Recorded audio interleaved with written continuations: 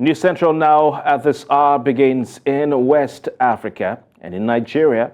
The ruling All Progressives Congress political party governorship primary that held today in Edo State in Nigeria has been marred by controversy. The party's governorship election primary was meant to determine the flag bearer of the forthcoming governorship election, and it now hangs in the balance. Trouble began when certain persons invaded Lushville hotels and suites in Japonia Avenue, a government reservation area, that's a GRA in Benin City, the capital of Edo State, which was said to be the venue of the collation of the results. Well, News Central's correspondent Bernard Akede, who is on the ground reporting and monitoring the process, reports that political supporters of certain aspirants stormed the venue where the results were being announced and disrupted the process, chasing out journalists, vandalizing the equipment and inflicting injuries on some of the journalists. News Central's Bernard Akede was among those beaten by the thugs, and he has had his phone seized by political thugs, although the phone was later retrieved and returned to him. According to information we gather, there are two factions of the party holding simultaneous collation of results and announcing those results of the primaries, which have led to the violent disruption of the process.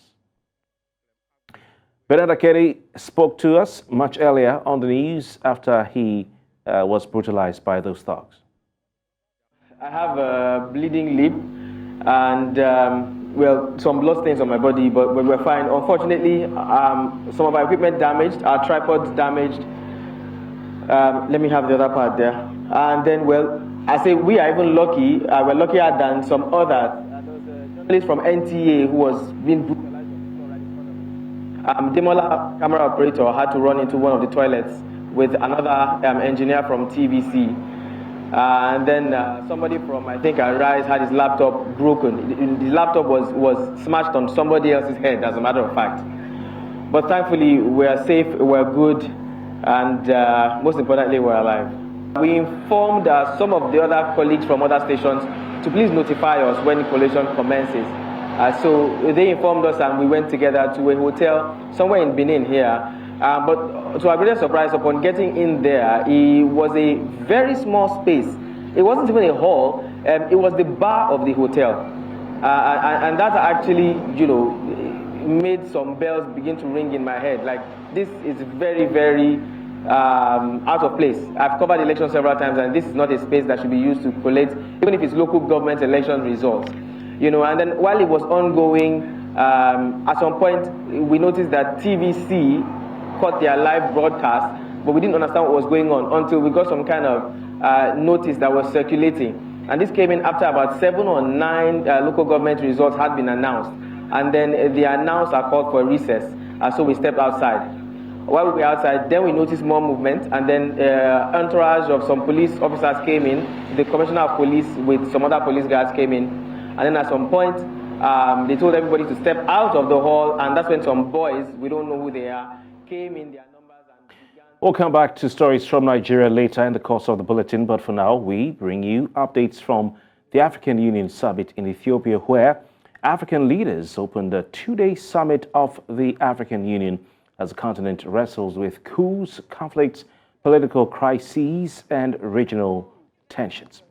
The AU Commission head of the AU Commission, Musa Faki Mahamat, expressed concern over the violence gripping many nations, both in Africa and in other parts of the world, saying that Sudan is in flames while highlighting the worst of the terrorist threats in Somalia, external tensions in the Eastern Democratic Republic of Congo, the terrorist danger in Sahel, and the constant instability in Libya. Those were his words. He also said the resurgence of military coups, pre- and post-electoral violence, and humanitarian crises linked to war and all the effects of climate change are all very serious concerns. Heads of states and governments of the African Union have elected the president of Mauritania, Mohamed Ould Ghazouani as the new chairman of the African Union for 2024. Ghazouani takes over from President Azali Assoumani of the Union of the Comoros, who was the chairperson from 2004-2023. His selection took place on Saturday, February 17, that's today, during the ongoing 37th Ordinary Session of the AU Heads of State and Governments in Addis Ababa, Ethiopia. Well, following efforts to reduce the menace of malnutrition and stunting on the African continent, African leaders have been tasked to make nutrition a national agenda. This was made known in Addis Ababa, Ethiopia, on the sidelines of the ongoing 37th Ordinary Session of the Assembly of AU Heads of States and Governments, where malnutrition and stunting has been declared a major emergency on the continent. With more, here's News Central's Amadine Uyi. Malnutrition and stunting has been regarded as a global emergency needed to be addressed. While efforts have been put in place to reduce its effects on children, leaders in Africa say the continent must take this more seriously. Leaders on the continent have to internalize the centrality of nutrition, of human capital in the development of the continent. And that's what we're trying to do, and the President is very committed to that. We have a duty and an obligation and a responsibility to reduce malnutrition and stunting in Africa by 40% by 2025, just 1 year from now. But the situation is not very encouraging globally. As African Union leaders converge on Addis Ababa, Ethiopia, for the 37th Ordinary Session of the Assembly of AU Heads of State and Government, leaders have been urged to muster the political will to make nutrition a key priority. Your Excellencies, today we have you here to help us make sure that we solve this problem of malnutrition and stunting in Africa. You are the elders, and the heads of these babies must not slump again on their mothers' backs. Without strong political leadership, efforts to address malnutrition will be fragmented and will lack resources and commitment. With your support, we can prioritize nutrition as a national agenda, and funds can be allocated to a multi-sectoral national action plan. Nigeria's Minister of Health and Social Welfare took time to highlight efforts being put in place by Africa's largest black nation to tackle this emergency. For the administration of President Bola Ahmed Tinubu, what we're doing is expanding basic primary health care to deliver immunization, because measles, for instance, contributes to stunting, frequent ailments of children, diarrheal diseases that can be addressed through the primary health care system, saving the lives of mothers, as was said, breastfeeding when children are born. This is in the remedy of health. Maternal anemia, things that can be done. If you improve maternal anemia, you reduce child mortality. In a bid to champion efforts aimed at reducing malnutrition and stunting on the continent, President Bola Tinubu has been appointed as the African Union Champion for Health. In Abuja for News Central, I am Amadine Uyi. Nigeria's President Bola Tinubu has invited African leaders to the Africa Counter-Terrorism Summit holding in Abuja in April. President Tinubu extended the invitation at the summit, African Union Summit, that is, in Addis Ababa, Ethiopia, earlier today. A post on X by Bayo Onanuga, Special Advisor on Information and Strategy to the Nigerian President, said the summit aims to expand discussions beyond military and law enforcement remedies to terrorism. The summit will comprehensively tackle the root causes of violent extremism, such as poverty, inadequate political access, and the propagation of hateful ideologies.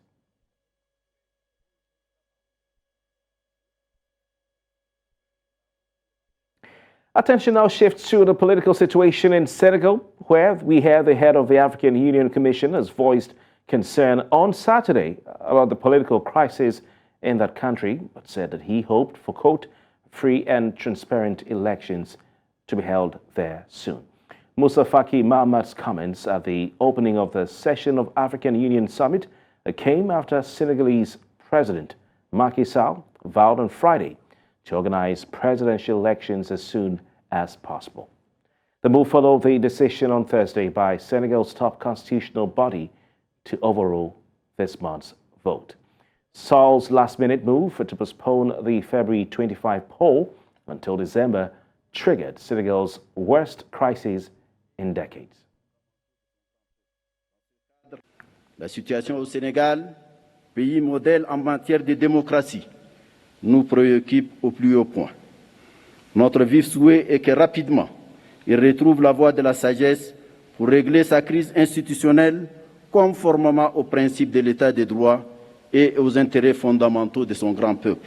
Dans ce cadre, je salue la position du gouvernement sénégalais de prendre en haute considération la décision du Conseil constitutionnel du pays et souhaite plein succès aux consultations envisagées par le gouvernement pour décider dans un esprit consensuel les meilleures voies pour l'organisation des élections inclusives, libres et transparentes dans les plus brefs délais possibles. Let's also tell you that the outgoing African Union chairman and the president of Comoros, Azali Assoumani, says he is praying that Senegal remains a role model for the African continent. He made the comments as African leaders gather in Ethiopia for the 37th African Union Summit and voiced out concern about the political crisis in the West African country.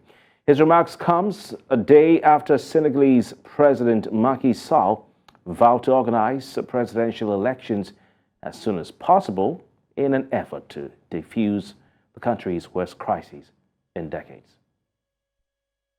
Le président africain pendant l'année 2023, il y avait comme mission l'accélération de la ZLECAF.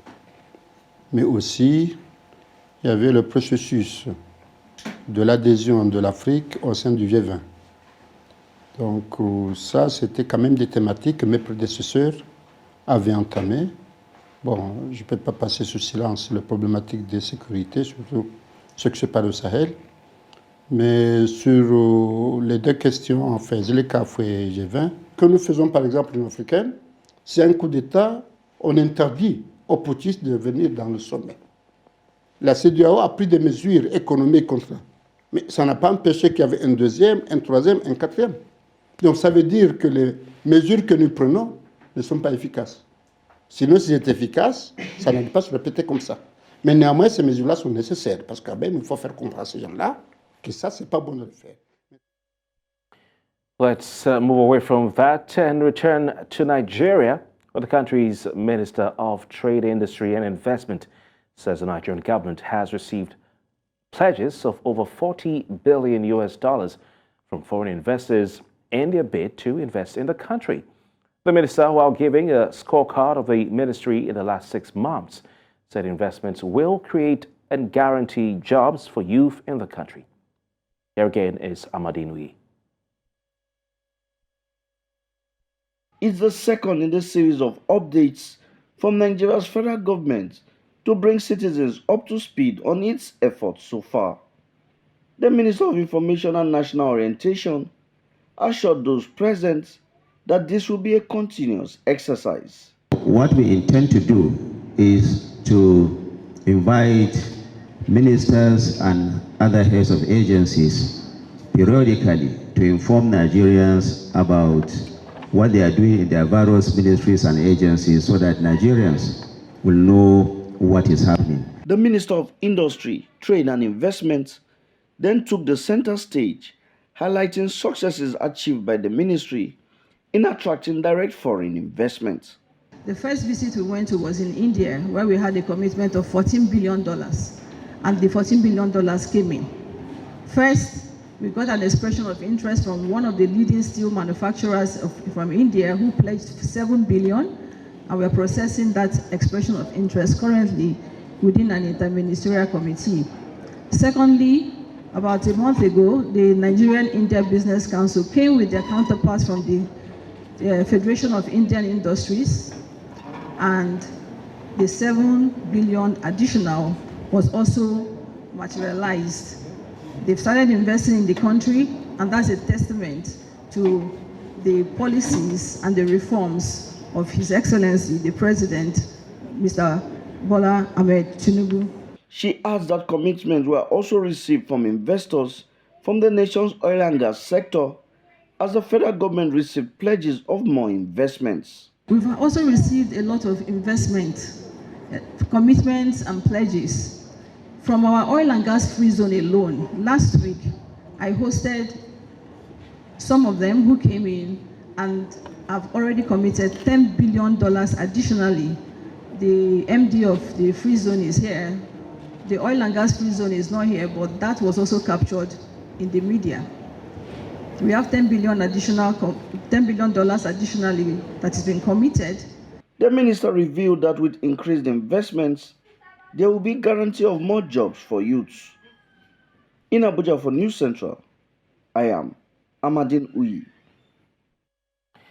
Thanks, Amadine. The Nigerian Customs Service, Nigerian Immigration Service, the Department of State Services, and the Economic and Financial Crimes Commission have begun a clampdown on smugglers and hoarders of food items nationwide by escalating border surveillance. This is coming after organized labor declared a two-day protest against the current economic hardship in the country.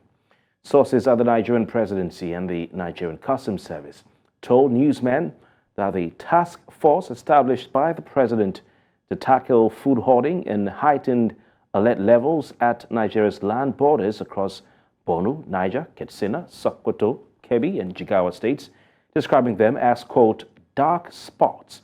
The development comes after an emergency meeting between the Nigerian president, the vice president, and governors of the country's 36 states.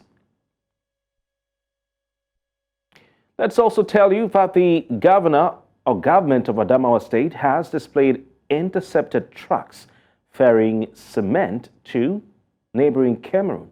A press secretary to the governor, Washi Wamosiku, who addressed newsmen alongside the state police public relations officer at the police headquarters in Yola, the state capital, said the trucks were intercepted carrying cement, an act that was recently prohibited by the state government. On his part, the police spokesperson assured that the state command, in collaboration with other security agencies, have established a security ring to stop the movement of building materials out of the country in accordance with the government's requirements.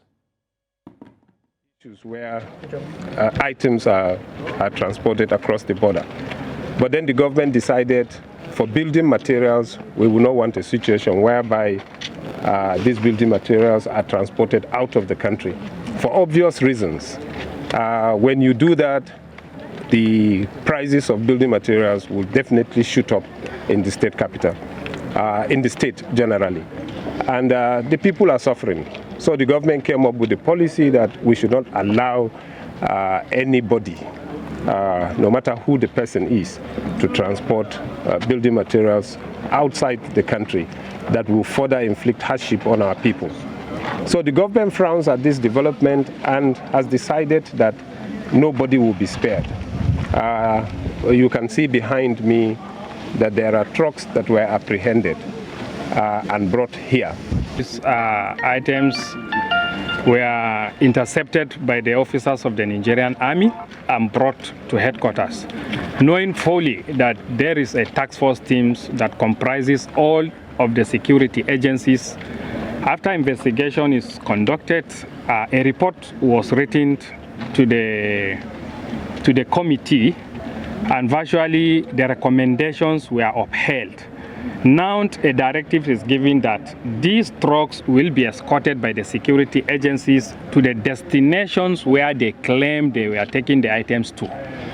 And this is within the border, not across the border. So as I'm talking to you now, already officers and men were drawn from all the security agencies to make sure that these items are delivered within the border to deliver to the destinations as captured.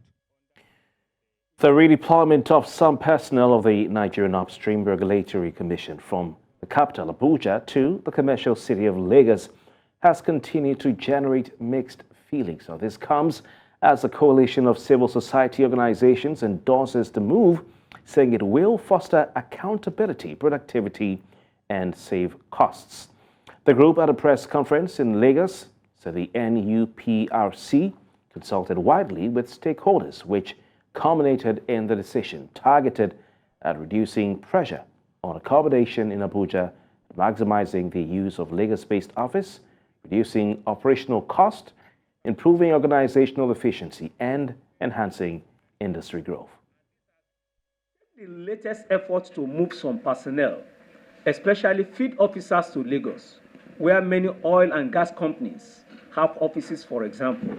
The truth is that with the implementation of the Petroleum Industry Act, a comprehensive legislation targeted at achieving restructuring, repositioning, increasing productivity and transparency and accountability, the NUPRC inherited many personnel and current building in Abuja from the defunct Department of Petroleum Resources. Sadly, many personnel do not have offices, but work with their laptops from unsuitable locations, including conference rooms and corridor. Meanwhile, the NUPRC still bears the financial and other costs, taking them frequently to Lagos, Warri, and Port Harcourt to carry out their official duties. Now, an agency of the government, again, Nigerian upstream sector, have decided to say, okay, we want to align ourselves with saving costs, considering the cost of governance in this nation. Why would our people, field personnel that ought to be in the field, are in Abuja, operating from Abuja, when there's no sea, when there's nothing to operate with in Abuja? Let us redeploy them to areas where they will be efficient, area where they will be productive and reduce cost of doing their work. And yet you see people. Moving on, election stakeholders have called for the establishment of specialized election courts that will handle all pre- and post-election disputes to enable their timely resolution.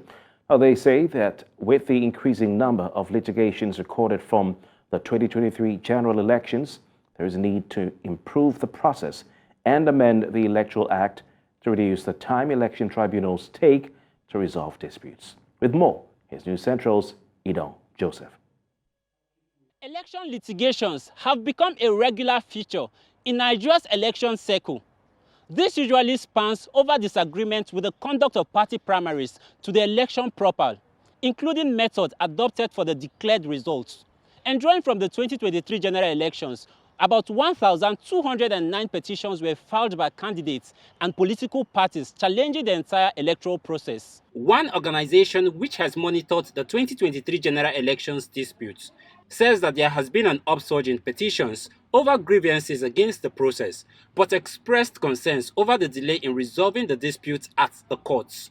The whole process of court is a difficult process to prove your case and win at the court, because the whole process is cumbersome. One of the things we want to see is that justice is thoroughly done, not on the basis of technicality, on the basis of the substance of the matter. At this panel discussion, which reviewed the entire litigation process of some election dispute cases, stakeholders here say the conflicting decision between the electoral body and the judiciary is eroding confidence on the electoral process. Whether the ballot box, should be the final determinant of an election, or the courtroom should be the final determinant, because I think, as a commission, it needs to be recognized that the two elements are part of a single legal process.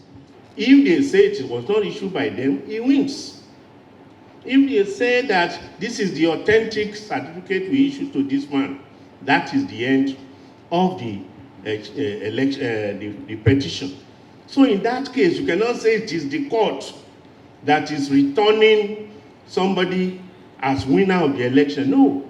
The executive director of King Park's Development Initiative is calling for a special court to lessen the overwhelming caseload of election disputes. What we have now, where you have loads of cases and the court is busy for 2 years handling the election matter and then abandon their regular job, is it a sustainable process? So we should be looking at probably we have a special court for electoral matters, because it looks like it has come to stay. Stakeholders have called for a review of current legislation to reduce the litigation timeline, as they say this is too long when placed side by side with the swearing in of candidates.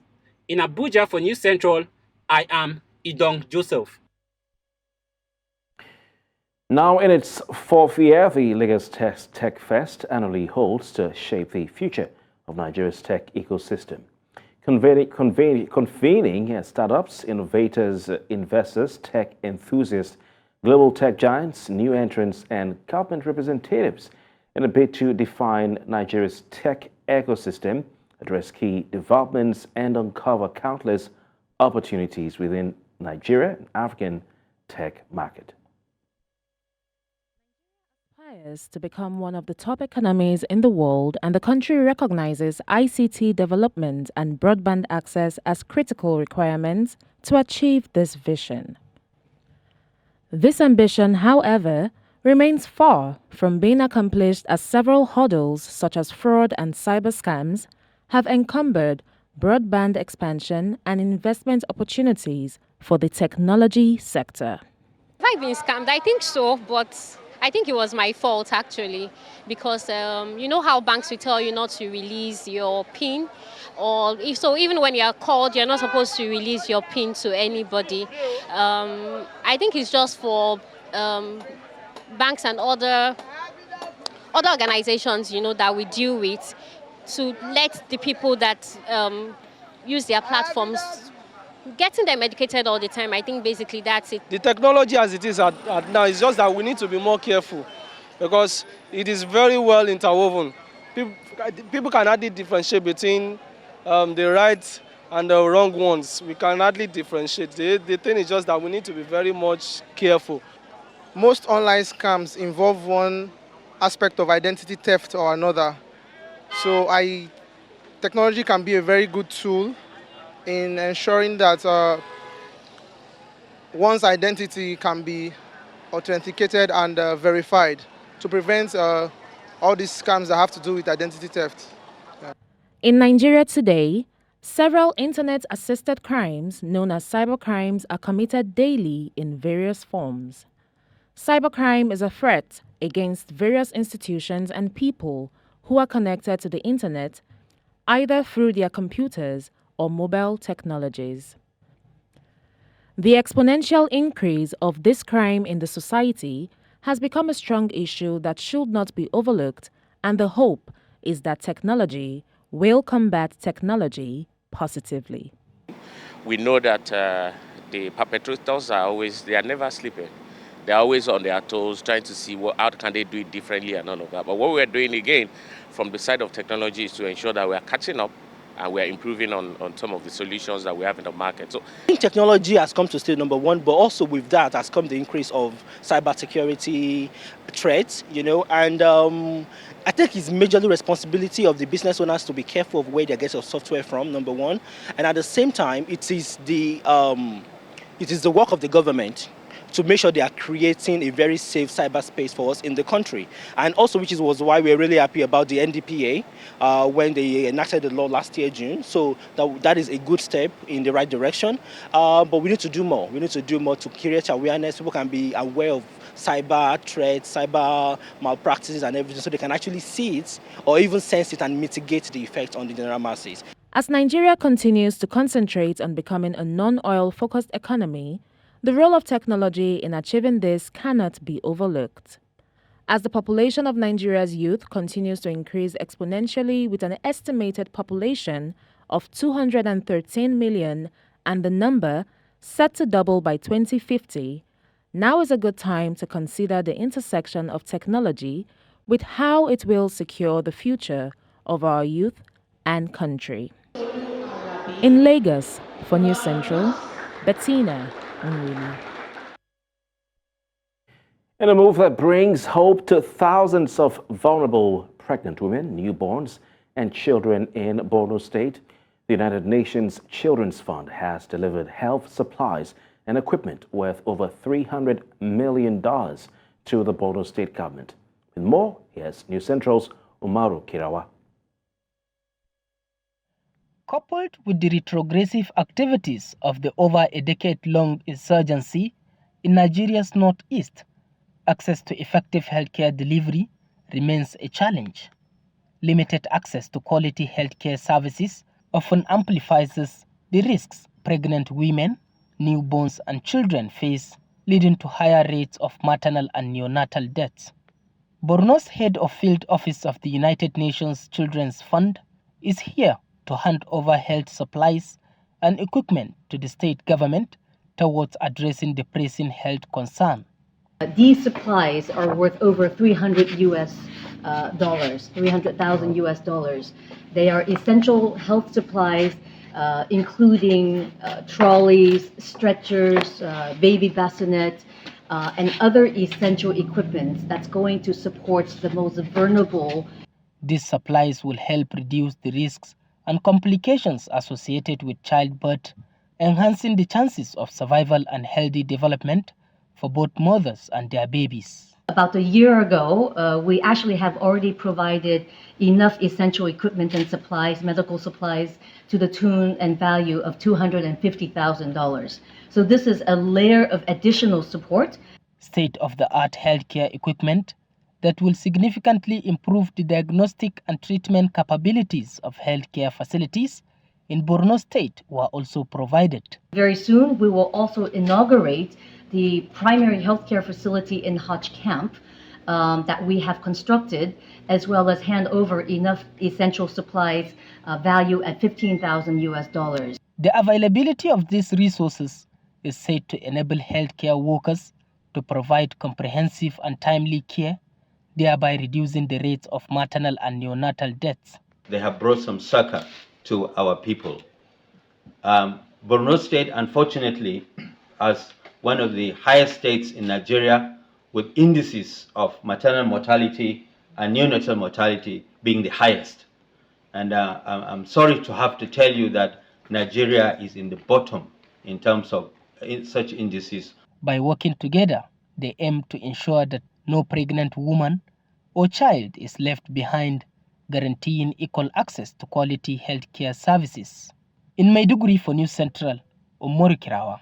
Back News Central now continues in West Africa, where residents of two Senegalese districts where protests were expected have welcomed the decision by the country's Constitutional Council to annul President Macky Sall's decision to postpone the presidential election. However, a few dozen protesters gathered in another neighborhood to put pressure on Macky Sall to respect the ruling. The president's decision to postpone the election had triggered the West crisis in Senegal for decades now. He has now vowed to organize elections, in his words, as soon as possible. The Constitutional Council's decision was met with relief by some who hope that it will calm the situation in the country.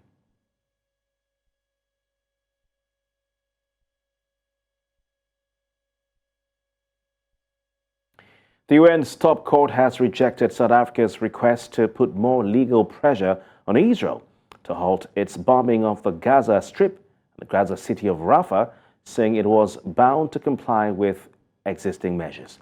South Africa had requested urgent measures to safeguard Rafah amid Israeli plans for a campaign in the city, Hamas's last bastion in the enclave.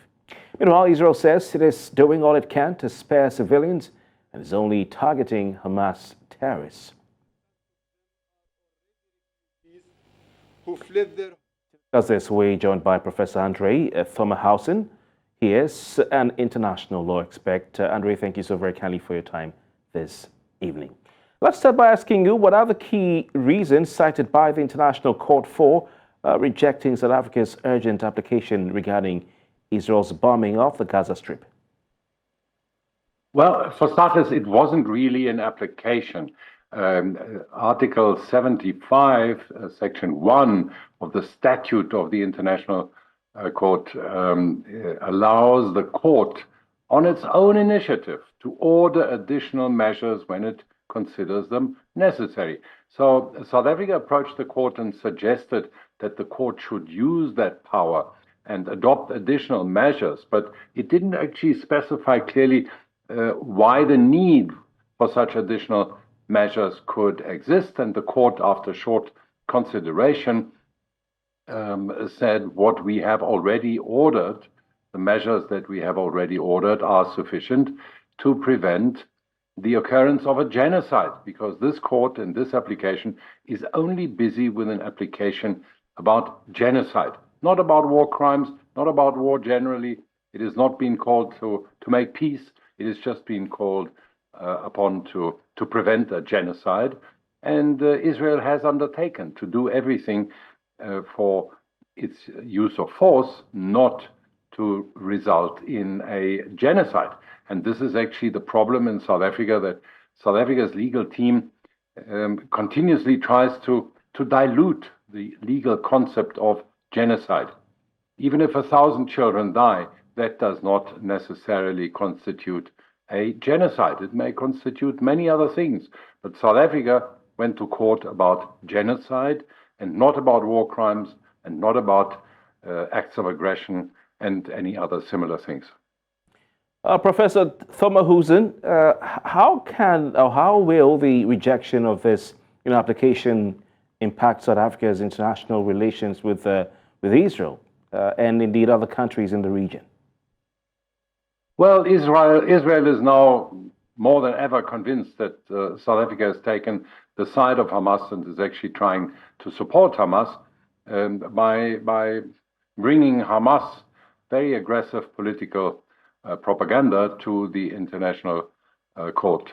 So in the region, I think in the African region, the African Union has always felt quite aggrieved that South Africa took this initiative alone without consulting, also not even trying to consult with the pillar states in Africa, such as Nigeria, Kenya, Egypt, and possibly Rwanda and Uganda. So I think South Africa will suffer greater isolation diplomatically, and it is already excluded from the ongoing negotiations about the next ceasefire. It is not even an observer in those negotiations. Interesting. And what legal implications will or does the court's decision have for future applications of or similar cases concerning conflicts in the Middle East and elsewhere? The provisional orders of the court and now its further ruling make it quite clear that the court is rejecting any dilution of the legal concept of genocide. It would agree that what happened in Rwanda, for instance, was an attempt at a genocide, but it is not ready to apply the concept of genocide to just about any conflict. So future ongoing conflicts in the Middle East will have this threshold that there will be a very careful examination if a genocide is in progress. For instance, if Israel had continued to lay siege to Gaza, switching off all electricity, all water, all access, all entry and exit, and if it had hindered aid goods to reach the people in need in Gaza. But that hasn't happened.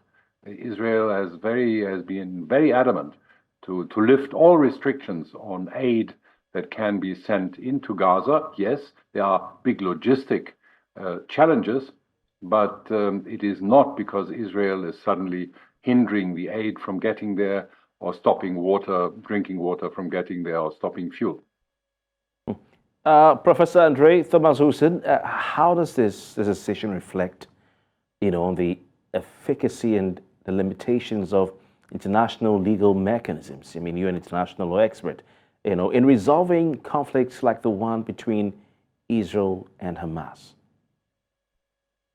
Well, the international law has always created a very imperfect system, a system that is based on state practice, state consensus, reason. So the courts cannot do more than the instruments that were given to them. Definitely, this development shows that it would be wiser to approach the international court with a charge of acts of aggression or invasion, as has happened by Ukraine, went to the same court and charged Russia with waging a war of aggression and having invaded its territory. That case is still pending. There is no decision yet, but Russia has refused to to submit to the jurisdiction of the court in this case. But that is the better avenue, probably.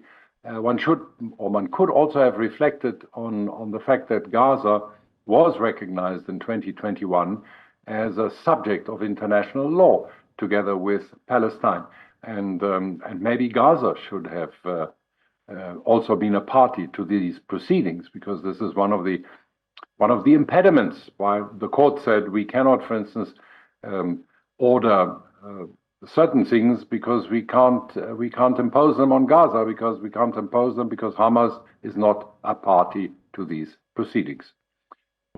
Quite interesting, and no better person than you, Professor, to give us some analysis on this situation, giving you a background in international law. Professor Andre Thomas Hussein, thank you very kindly for your time. It's my pleasure. Good evening.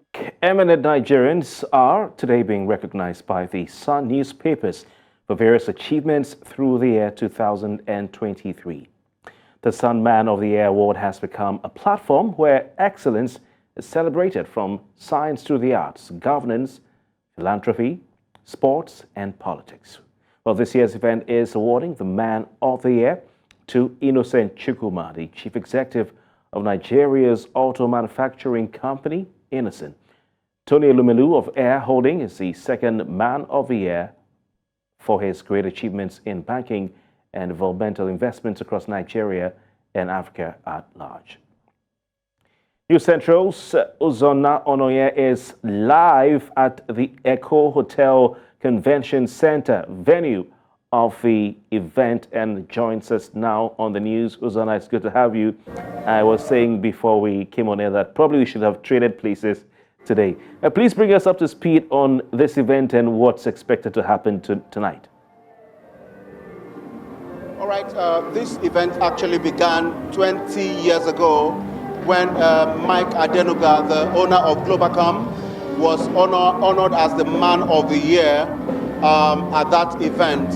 For these 20 years, several eminent Nigerians have received this award as the Man of the Year, as categorized by the Sun newspaper. The Sun newspaper is one of the biggest newspapers in Nigeria that has published for over 20 years again.